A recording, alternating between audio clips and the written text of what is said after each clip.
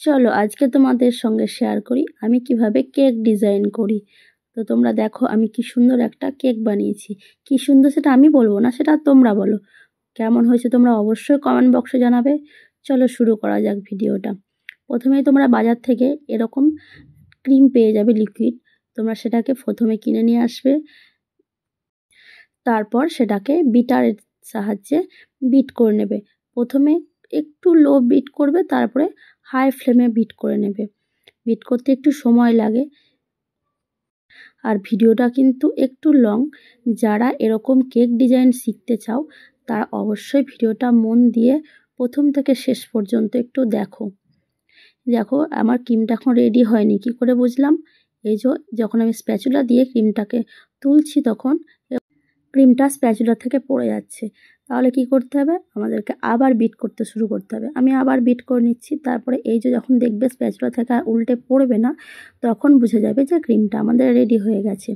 এরকম করে তোমাদের ক্রিম রেডিটাও তোমাদের সামনে আমি নিয়ে চলে এলাম, যাতে তোমরা কিভাবে ক্রিমটা রেডি করবে সেটা দেখতে পারো। এরপর কেক কাটিংয়ের পালা। আমি কেকটাকে নাইফ দিয়ে কেটে নিয়েছি। 4 টুকরো হয়েছে। কেকটা অনেকটা উঁচু ছিল, তাই 4টে লেয়ার হবে। তারপরে বোর্ডটা একটু পরিষ্কার করে নিলাম। এবার শুরু আমার ক্রিম ডেকোরেশন। তো প্রথমেই বোর্ডের ওপরে হালকা একটু ক্রিম লাগিয়ে দেব।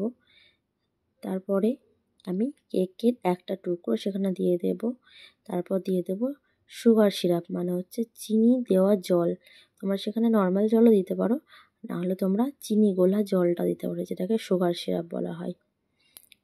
এবার সুগার সিরাপ দেওয়া হয়ে গেলে আমি তার মধ্যে আস্তে আস্তে ক্রিম দিয়ে দেবো। তোমরা এরকম ক্রিমটাকে পাইপিং ব্যাগে ভরেও দিতে পারো, আবার যদি তোমরা স্প্যাচুলা দিতে পারো সেটাও দিতে পারো। তো আমি পাইপিং ব্যাগে দিয়ে দিচ্ছি, কারণ দিতে সেটা সুবিধা হয়। গলাটা সত্যিই খুব খারাপ, অথচ তবুও তোমাদের ভালোবাসায় এবং তোমরা বলেছো অনেকে যে তুমি কিভাবে কেক বানাও তার ভিডিও একটু দিতে, তার জন্য খুব কষ্ট করে ভিডিওটা দিলাম। একটু সবার মাঝে ছড়িয়ে দেবে। এরপর আমি দিয়ে দিচ্ছি চকলেট সিরাপ। চকলেট সিরাপ দেওয়া হয়ে গেলে ওর উপরে আমি দিয়ে দেবো আরও ছোট ছোট চকলেট, যেটাকে বলা হয় চকো চিপস। তোমরা এগুলো দোকানে সব ইজিলি পেয়ে যাবে। এরপরে আবার রীতিমতো আমি আর একটা লেয়ার শুরু করে দিলাম। লেয়ার শুরু করার পরে দিয়ে দিলাম আগের মতোই ঠিক সুগার সিরাপ। এরপরে ক্রিমটাকেও দিয়ে দিচ্ছি। ক্রিমটা দেওয়া হয়ে গেলে আবার যে পরপর যে আমি যে 4টে লেয়ার করেছি সেম পদ্ধতিতে সবগুলো করে নিচ্ছি।